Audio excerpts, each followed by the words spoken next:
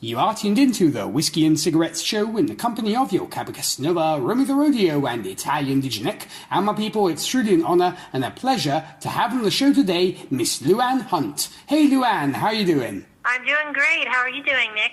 I'm doing very, very well, thanks Luanne. And of course I want to thank you very, very much for taking your time out to be a guest on the show today. Yeah, it's really great to be here. Thank you for having me. Oh, the pleasure is definitely ours. Well, we just heard this great song of yours, The Rhythm, and when it comes to the origins of this song, how did it come about? It was pitched to me by a writer friend of mine. His name is Dave Berg, and it's pretty interesting because Dave was the producer of The Tonight Show with Jay Leno for about 20 years, but his little side thing, was songwriting and bluegrass playing, and he wrote the song with his buddy Tim Thompson, and they pitched it to me. It was kind of like a demo that had that kind of 90s country sound, but as I listened to the words, I thought to myself, they're talking about loving old school country, so I think I need to produce it that way. If we're saying that we really want to listen to this music that we grew up with, when Opry was so big and everything, that we need to have the fiddles and the stand-up bass and all those instruments. Well, I totally agree with you. I think, it wouldn't be country music without those instruments. And when it comes to Backroads Bottles and Blues EP as a whole, Luanne, how would you best describe it? What are people getting with this new EP of yours? They're getting an experience, because that's really what I was aiming for when I created the music. I wanted to stay true to the roots of country music, but I also wanted to bring in fresh sounds and sounds that were uniquely me. And, I grew up in the 60s and 70s, and I'll tell you, so much of that music is an experience, and that was kind of the bar that I set for myself when I was producing this album. Well, definitely. And when it comes to yourself and I guess we could almost quote the Judds rocking with the rhythm here. What is a song that you like to rock to? Geez, that's hard to answer. There's so many songs out there that I absolutely love. But I would say maybe a Fleetwood Mac song, like Go Your Own Way or something of that nature. Oh, wow, well, I cannot but agree. Those are incredible songs indeed. And among the songs featured on this latest EP of yours is Whiskey Wisdom. And of course, you are on the Whiskey and Cigarettes show. So my question is, when did you find wisdom in whiskey? Well, I never have. I've never been, I've never been one to be a drinker or anything like that. But, my husband wrote that song and I helped out with the lyrics a little bit. But, he was thinking about a friend of his that ruined his life through too much alcohol. And that's kind of where that song came from. Okay. And I know that, of course, you have a song, Christmas Without You, which is considered one of the great Christmas songs of all time, from Sweden and such. And when it comes to you, granted, okay, we're way past the holiday season, but what is your all-time favorite Christmas song? I love God Rest You Merry Gentlemen, and I love Randy Travis's version of it. I think it's just flawless. Well, I totally agree with you. We love Randy Travis, of course, and aside, of course, from being a country artist, I know you're also a podcaster and have a very successful podcast out there. And which has been your hardest interview thus far, and which has been your favorite interview thus far? Well, thus far, my favorite interview has been Peter Frampton. He was just amazing. I just thought, wow, to even have a chance to interview somebody like him. But he was candid, he was funny, he just kept the whole thing going the whole time. It just really held your attention. So, yeah, that was awesome. And in terms of my hardest interview, I think it might have been Peter Asher.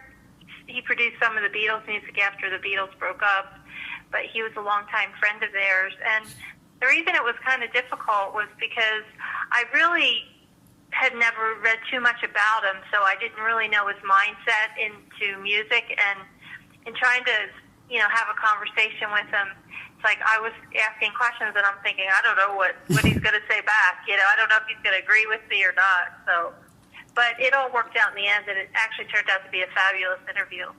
Oh, well, more power to you on that. And I know that, and added to this, you are also a published author. I know you already have 2 books out there already. Any new books coming up? Are you preparing for a 3rd book or thinking about writing some new books?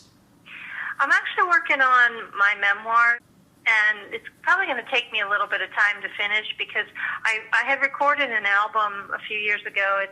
It's just an unplugged album with these songs that are kind of a retrospective on my childhood, and I actually want to finish the album and, fully produce all the songs, and also at the same time release the memoir kind of as a package thing. Well, that sounds like a very interesting project indeed. And, and seeing that now you are, a highly successful singer-songwriter, you are a very successful podcaster and an author, what is your next objective? Is there a particular field you would like to tap into at this time? Yeah, that's a really great question because I've been thinking for the last couple years that I would love to make documentary films. I'm really, really good at editing. Of course, I'm good at writing because I've been a journalist for a long, long time. And I have a passion, to put information out there, whether it be films on social issues or, stories of maybe bands that people don't know, maybe some indie bands or things like that. I thought I would just kind of let the topics come to me. But, yeah, I think I want to spend my retirement years doing that. Well, it sounds like a great project for sure. And speaking of, the journalist side of things, now that we have social media, of course, information is so readily available for people.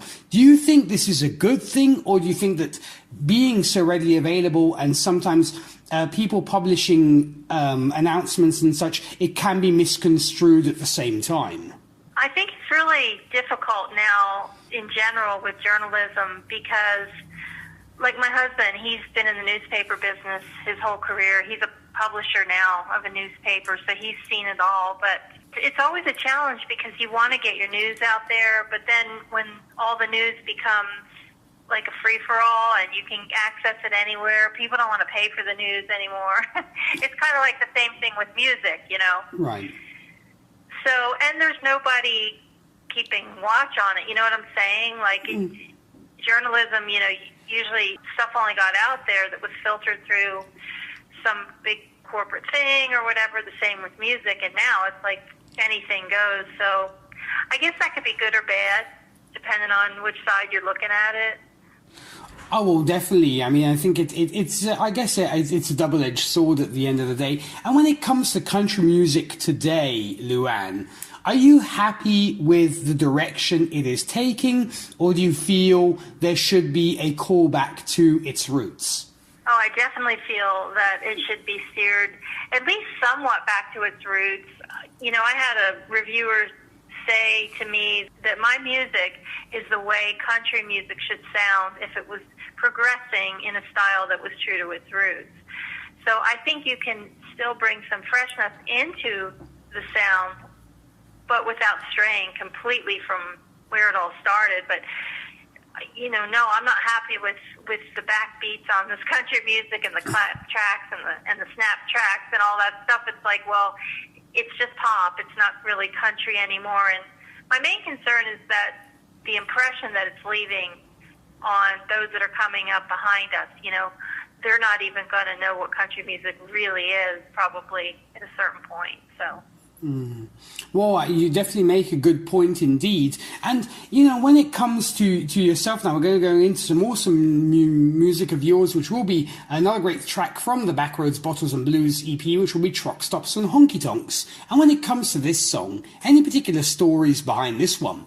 Well, my husband and I wrote that song about 24 years ago. I think we were actually on a trip to Las Vegas. We live just a few hours from Las Vegas, and we have a place up there, but we're always back and forth. And so, on those long trips, sometimes we'll just start thinking of song ideas. But he was just driving along, and he just started singing this melody. And back then, we didn't have the cell phones, so I remember we had to call our home phone and leave our idea on our answering machine.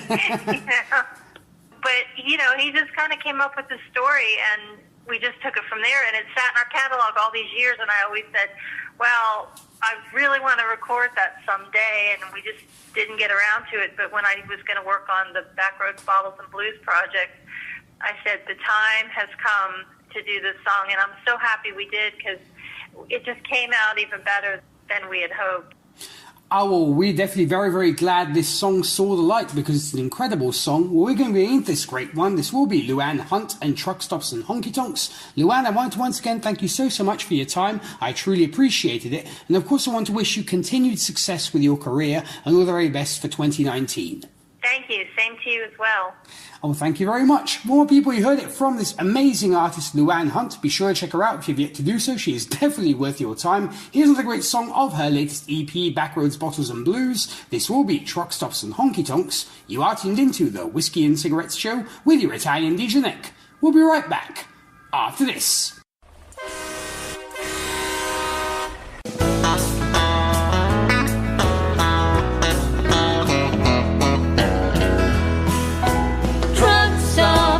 Honky tonks across the USA. I've seen the back door and the dirty floor of every place I've played. Mama always worries and my friends think I'm insane. All I need's my gear, a couple of cheers, and you won't hear me complain.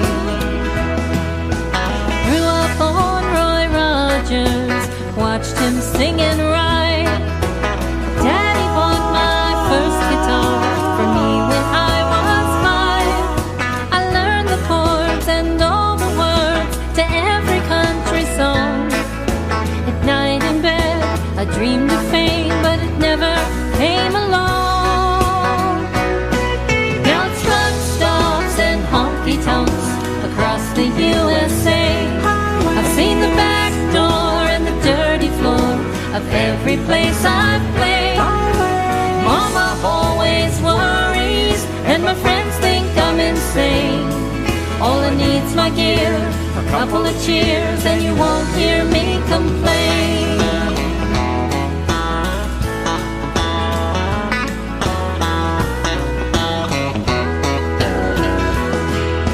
The crowds out there are kind of small, but up there on that stage, I'm doing what I love the most and earn a decent wage. I'm not on mainstream radio or a household name, but I've never had to sell my soul in exchange for acclaim. Now truck stops and honky tonks across the USA. I've seen the back door and the dirty floor of every place I've played. Mama always worries and my friends think I'm insane. All I need's my gear, a couple of cheers, and you won't hear me complain. Truck stops and honky tonks across the USA. I've seen the back door and the dirty floor of every place I've played. Mama always worries and my friends think I'm insane. All I need's my gear, a couple of cheers, and you won't hear me complain.